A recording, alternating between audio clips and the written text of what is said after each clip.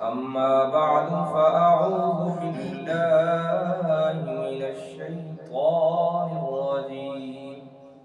بسم الله الرحمن الرحيم. ولتكملوا العدة ولتكبروا الله على ما هداكم. صدق الله العظيم. إن الله وملائكته يصلون على النبي يا أيها الذين آمنوا صلوا عليه وسلموا تسليما. اللهم صل على سيدنا محمد وعلى آل سيدنا ومولانا محمد وبارك وسلم. الصلاة والسلام عليك يا سيدي يا رسول الله وعلى آلك وأصحابك يا سيدي يا حبيب اللہ. مجھ پہ بھی چشم کرم اے میرے آقا کرنا، مجھ پہ بھی چشم کرم اے میرے آقا کرنا. حق تو میرا بھی ہے رحمت کا تقاضا کرنا. میں کہ ذرہ ہوں مجھے وسعت صحرا دے دے، کہ تیرے بس میں ہے قطرے کو بھی دریا کرنا. مجھ پہ بھی چشم کرم اے میرے آقا کرنا.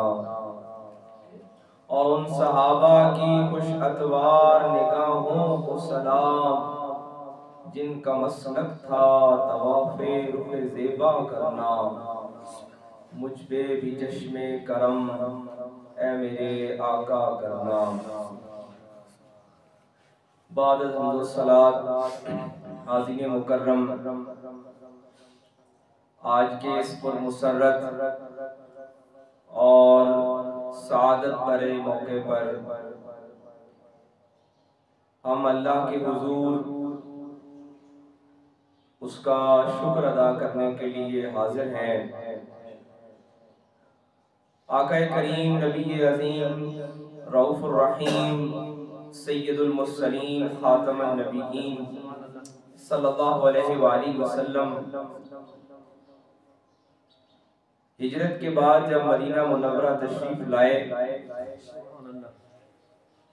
تو وہاں پہ آپ نے دیکھا کہ اہل کتاب سال کے کچھ دنوں کو اپنا خاص تہوار کے طور پر مناتے ہیں، اور ان دنوں میں وہ لہو و لعب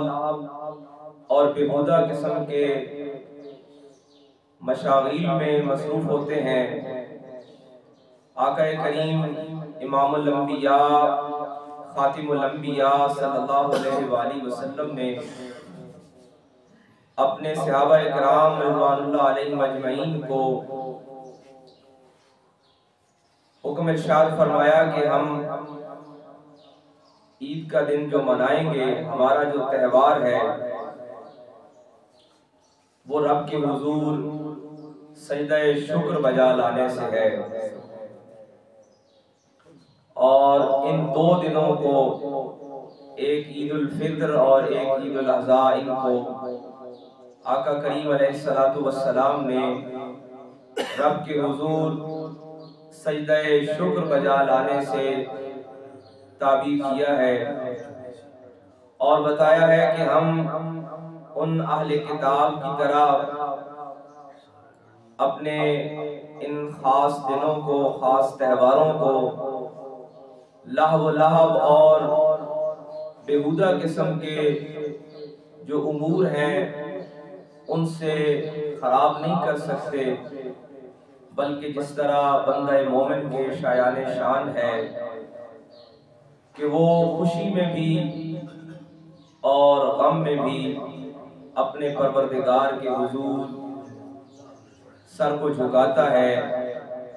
اور اپنی بندگی اور عاجزی کو پیش کرتا ہے۔ عزیز مکرم، دین اسلام کے متعلق اسی لیے بنیادی اصول یہ ہے کہ یہ دین فطرت ہے۔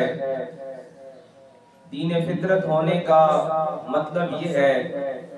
کہ اس کی جو تہذیب ہے، اس کا جو کلچر ہے، اس کے اندر روحانیت ہے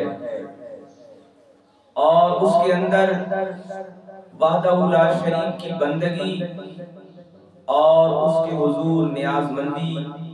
عاجزی اور انکساری ہے۔ قرآن مجید میں جہاں اللہ تعالیٰ نے ماہ رمضان کے روزے کی فرضیت کا حکم ارشاد فرمایا، وہاں ہی اس بات کو بھی واضح کیا کہ جب تم یہ دن پورے کر لو، وَلِتُكْمِلُوا الْعِدَّةَ وَلِتُكَبِّرُوا اللَّهَ عَلَى مَا هَدَاكُمْ وَلَعَلَّكُمْ تَشْكُرُونَ، تو تم نے کیا کرنا ہے کہ تکبیرات پڑھتے ہوئے اپنے رب کا شکر ادا کرنا ہے۔ یہ جو رب کی بندگی کا اظہار ہے، یہی دراصل انسان کی سب سے بہترین قدر و منزلت ہے اور اسی کے اندر انسان کی عزت اور شان و شوکت ہے۔ جب انسان اپنے آپ کو اپنے پروردگار کی بندگی سے دور کر لیتا ہے تو پھر اس کی جو قدر و منزلت ہے، اس کی جو انسانیت کی اصل حیثیت ہے، اس سے وہ کم کر دیتا ہے۔ تو اہل ایمان، اہل اسلام کے یہ تہوار یہ بات بتا رہے ہیں، واضح کر رہے ہیں کہ جس طرح ہم نے ماہ سیام کے اندر، ماہ رمضان المبارک کے اندر رب کے حضور تسبیح کر کے، تلاوت کر کے اور اپنی نیت اور ارادے کے مطابق اس کے حکم کی تعمیل کرتے ہوئے بھوک اور پیاس کو برداشت کیا ہے، اب ہم اس پر جو شکر ادا کر رہے ہیں، تو شکر کا انداز بھی وہ ہے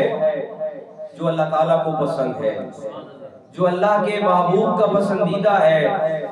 اور جو مومن کے شایان شان ہے۔ اور وہ شکر کا انداز کیا ہے؟ وہ سجدہ شکر بجا لانا ہے، اپنی بندگی اور نیاز مندی اور عاجزی پیش کرنی ہے۔ اس کے ساتھ دیکھیے کہ ایک طرف مومن اپنی خوشی کے انتہائی اہم موقع پر بھی اپنے پروردگار کے حضور سجدے سے غافل نہیں ہے اور اپنی بندگی سے غافل نہیں ہوتا ہے۔ اس کے ساتھ ہی اس کا جو دوسرا معنی ہے، اس کی جو دوسری تعبیر ہے، وہ بہت ہی توجہ طلب ہے کہ عید الفطر جیسے کہ اس کے نام سے ظاہر ہو رہا ہے کہ بندہ مومن کی خوشی وہی خوشی ہے جس میں بندگان خدا کی خوشی شامل ہو۔ جس طرح اقبال رحمۃ اللہ علیہ نے کہا تھا نا کہ خدا کے بندے تو ہیں بنوں میں مارے مارے پھرتے، میں اس کا بندہ بنوں گا جس کو خدا کے بندوں سے پیار ہے۔ تو یہی بندہ مومن کے شایان شان ہے اور یہی بندہ مومن کا ترہ امتیاز ہے اور یہی ہماری عبادتوں کا خلاصہ ہے اور یہی ہماری بندگی کا کل حاصل ہے کہ بندہ مومن اپنی بندگی سے، اپنی عبادت سے، جہاں ایک طرف پروردگار عالم سے، اپنے خالق و مالک سے، اپنے رزاق و فتاح رب سے اپنا تعلق جوڑنا چاہتا ہے، اس کی عبادتوں کا حاصل ایک ہے، اور دوسری طرف رب کے بندوں کی جو معاونت ہے، رب کے بندوں کی جو خوشی ہے اور رب کے بندوں کے ساتھ تعاون ہے، یہ بندہ مومن کی عبادتوں کا خلاصہ ہے۔ ماہ سیام آیا تو ہم نے یہ پڑھا کہ افطار کے لیے کسی کے ساتھ تعاون کر دینا، کسی کو افطار کرا دینا، یہ اتنا ہی ثواب رکھتا ہے جتنا کوئی روزہ رکھ رہا ہے۔ اور اسی طرح جب یہ ماہ رمضان مکمل ہو رہا ہے تو اللہ اور اس کے رسول کا حکم یہ ہے کہ تم میرے پاس آنے سے پہلے، رب کی حضور سجدہ کرنے سے پہلے اپنا صدقہ فطر ادا کرو۔ اسی لیے اس کا نام عید الفطر رکھا گیا ہے۔ یعنی کل خلاصہ یہ ہے کہ ہماری عبادتیں رب کے حضور پہنچنے والی ہیں، یہ پہنچ چکی ہیں، لیکن ان کا جو حسن ہے اور ان کی جو خوبصورتی ہے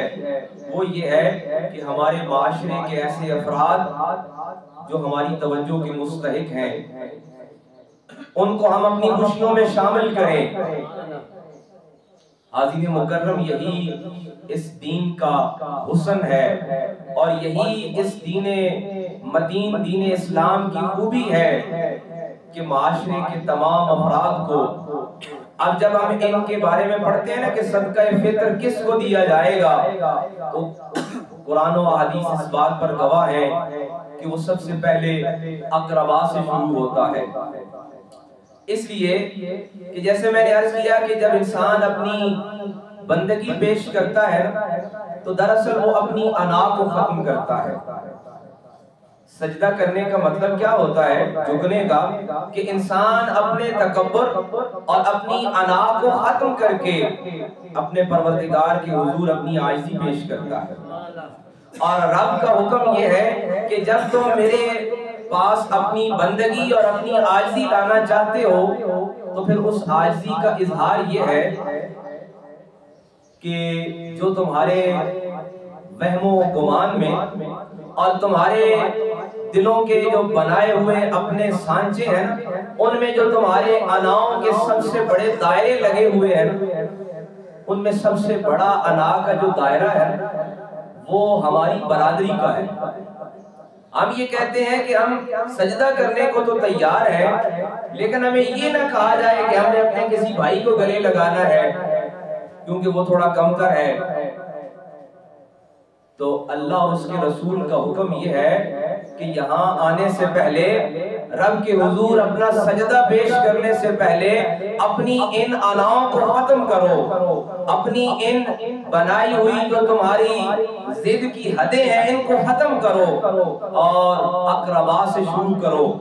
کہ تمہارے صدقہ فطر کے پہلے جو مستحق ہیں وہ اقربا ہیں۔ یہ اقربا ہی کیوں قرار دیا گیا؟ کیونکہ انسان کی جبلت ہے، انسان کی نیچر ہے کہ وہ سب سے زیادہ انا اپنے قریبیوں سے رکھتا ہے۔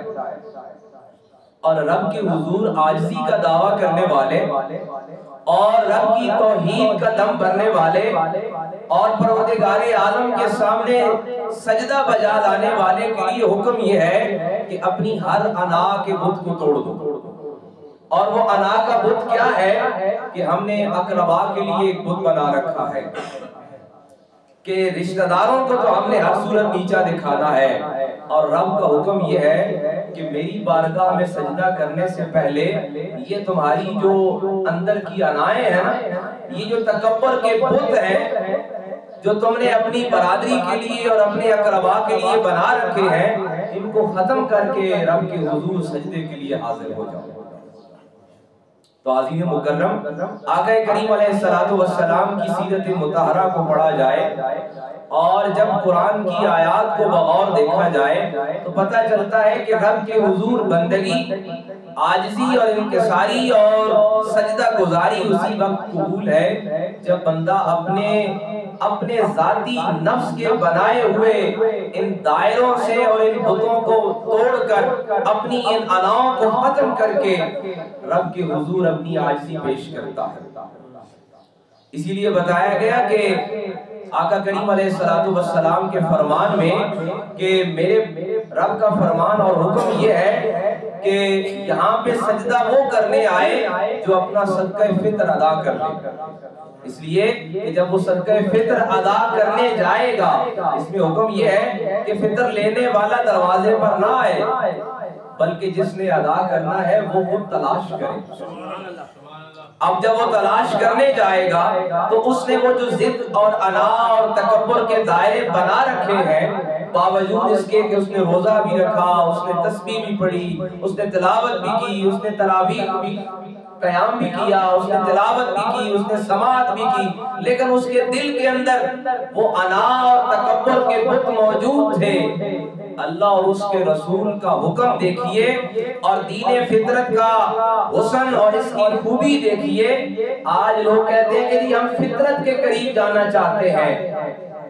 اس دین مدین سے بڑھ کر اور کوئی نیچر نہیں ہے، کوئی اور فطرت نہیں ہے۔ دین فطرت یہی ہے جو رب کے کلام نے اور آقا کریم علیہ السلام کے فرمان نے بتا دیا کہ تمہاری عید بھی اسی وقت ہے۔ اور دیکھیے اس کے ساتھ ہی دلچسپ جو بات سمجھنے والی ہے، بتایا گیا کہ تمہارے روزوں کی قبولیت بھی اسی میں ہے۔ حالانکہ روزہ ایک ایسی عبادت ہے جس کے بارے میں ہم نے یہ پڑھا کہ یہ صرف اللہ کے لیے ہے، اسے کوئی دوسرا نہ دیکھ سکتا ہے، نہ پیمائش کر سکتا ہے، نہ میت کر سکتا ہے، نہ اس کے بارے میں کوئی آرگومنٹ دے سکتا ہے کہ تم نے کیسا روزہ رکھا ہے۔ لیکن اس کے ساتھ یہ فرمان بھی ساتھ رکھیے کہ روزوں کی قبولیت تمہارے صدقہ فطر میں ہے، اور صدقہ فطر کا آغاز کہاں سے ہوتا ہے؟ تمہارے اقربا سے ہوتا ہے، قریبی رشتہ داروں سے ہوتا ہے۔ تو آئیے آج کے دن اپنی ان ٹوٹی پھوٹی عبادتوں کی قبولیت کے لیے جو ہم کر سکے، ہمارے تو فرائض ہی پوری نہ ہو سکے، ہمارے تو واجبات کی کمی رہ گئی، نوافل اور سنت کا معاملہ ہی اگلا دور ہے۔ تو حاضرین مکرم، آقا کریم علیہ السلام کے فرمان ہمیں یہ بات اس بات کی طرف توجہ دلا رہے ہیں کہ ہم جب اپنے رب کے حضور سجدہ کرنا چاہتے ہیں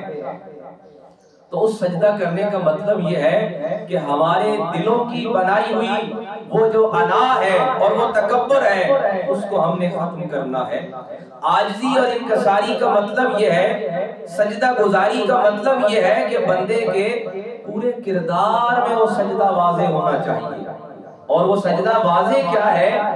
کہ جس طرح آقا کریم علیہ السلام کے لیے فرمایا گیا نا، قُلْ إِنَّ صَلَاتِي وَنُسُكِي وَمَحْيَايَ وَمَمَاتِي لِلَّهِ رَبِّ الْعَالَمِينَ کہ آپ فرما دیجئے میری نماز بھی، میری قربانی بھی، میری زندگی بھی، میری موت بھی، یہ سارے رب العالمین کے لیے ہیں۔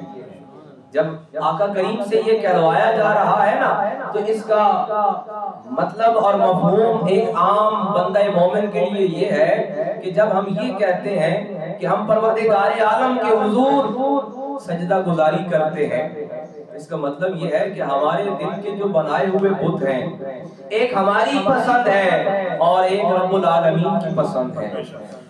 یہ نفس کی کاریگری ہے کیا اور یہ انا کے بت ہیں کیا کہ اس نے ہمیں ان دو کے درمیان تقسیم کر رکھا ہے کہ ایک ہماری خواہش ہے اور ایک رب کا حکم ہے۔ ہم یہاں تک تو ماننے کے لیے تیار ہیں کہ تو نے کہا ہم نے روزہ رکھ لیا، تو نے حکم دیا ہم نے بھوک اور پیاس برداشت کر لی، تو نے حکم دیا ہم نے تلاوت بھی سن لی، تو نے حکم دیا ہم نے قیام بھی کر لیا۔ اب یہ بھی اسی پروردگار کا حکم ہے کہ میرے حضور جھکنے سے پہلے، سجدہ شکر بجا لانے سے پہلے، اپنے روزوں اور اپنے قیام، اپنی تسبیح، اپنی تلاوت کی قبولیت سے پہلے اپنی آناؤں کے بنائے ہوئے بت کو بھی ختم کرو، اپنے تکبر کے وہ جو دائرے ہیں ان کو بھی ختم کرو، اور رب کے حضور بندگی اور سجدہ گزاری پیش کرنے سے پہلے جو تمہاری انا ہے، جو تمہاری ضد ہے، تکبر ہے، اس کو ختم کرو۔ اور حاضرین مکرم، یہی اس دین مدین کی تمام عبادتوں کا نچوڑ اور خلاصہ ہے کہ انسان اپنے نفس کی خواہش سے نکل آئے۔ روزے کا مقصد بھی یہی تھا کہ انسان اپنے نفس کی خواہش سے نکل آئے، اپنے پروردگار کے حکم کی تعمیل میں آ جائے، اور انسان اپنے روح کو اس قدر مضبوط کر لے کہ وہ اپنے پروردگار کے حکم کی جو فرما برداری ہے اس کو فوراً تسلیم کر لے۔ دیکھیں نا اس بھوک اور پیاس کا کیا مقصد تھا؟ آقا کریم علیہ السلام کا فرمان وہ سامنے رکھیے کہ آقا کریم فرماتے ہیں رب کو تمہاری بھوک اور پیاس کی حاجت نہیں ہے، کہ تم کوئی بھول اور پیاس اختیار کرو گے تو یہ کوئی پروردگار کے ہاں فرمایا نہیں، بلکہ اس کا مقصد یہ ہے کہ تمہاری جو روح ہے اس کو مضبوط کیا جائے اور تمہاری جو نفس کی خواہش ہے اس کو کنٹرول کیا جائے، اس کو ایک حد میں لایا جائے۔ اور نفس کی خواہش کیا ہے؟ نفس کی خواہش انا ہے، ضد ہے، تکبر ہے، اور جس کا سب سے زیادہ انسان شکار ہے۔ تو آئیے آج کے اس پرمسرت موقع پر اس آقا کریم علیہ السلام کے فرمان کے مطابق دیکھیے نا خوشیاں کس پیمانے کی ہیں، ان کی ماہیت اور ان کی کیفیت کیا ہے۔ ایک خوشی ہمارے اپنے چاہنے سے ہوتی ہے اور ہماری خوشیوں کی جو کیفیت ہے اور ان کی جو لمٹ ہے وہ بھی ہماری عقل اور ہماری بساط کے مطابق بڑی محدود ہے، اور ایک خوشی اللہ اور اس کے رسول کے حکم کے مطابق ہے۔ لہٰذا اس خوشی کا جو پیمانہ ہے، اس کی جو ماہیت ہے اور اس کی جو کیفیت ہے وہ مختلف ہے، اور اس کا اثر کیا ہے، اس کا انداز کیا ہے کہ اس میں ہم نے معاشرے کے سارے افراد کو شامل کرنا ہے، اپنی برادری سے لے کر اپنے ہمسایوں سے لے کر معاشرے کے ہر افراد کو اپنی اس خوشی کا حصہ بنانا ہے۔ تو آئیے آج کے دن جتنے انا کے بت ہیں، جتنی تکبر اور ضد کے وہ دائرے ہیں، ان کو ختم کر کے ہر ایک کو سینے سے لگانا ہے، اور اس لیے محض اس لیے کہ یہ اللہ اور اس کے رسول کا حکم ہے۔ کسی مسلمان بھائی سے چاہے وہ رشتہ دار ہے یا رشتہ دار نہیں ہے، اس سے کوئی بھی آپ کی کوئی غلط فہمی ہو گئی ہے، اس سے صرف یہ کہنا ہے کہ بھائی یہ اللہ اور اس کے رسول کا حکم ہے، لہٰذا میں اللہ اور اس کے رسول کے حکم کے تحت اپنے روزوں کی قبولیت کے لیے، اپنی تسبیح اور تلاوت کی قبولیت کے لیے تمہیں سینے سے لگا۔ یقین کیجئے کہ اس سے بڑا عید کا کوئی اور مقصد نہیں ہے۔ آئیے ہم اپنی صفوں میں اتحاد اور اتفاق کو لائیں، اپنی اناؤں کو ختم کریں اور اپنے پروردگار کے حضور اپنا سجدہ شکر بجا لائیں۔ الہ العالمین ہمارے آواز کی درستگی عطا فرمائے۔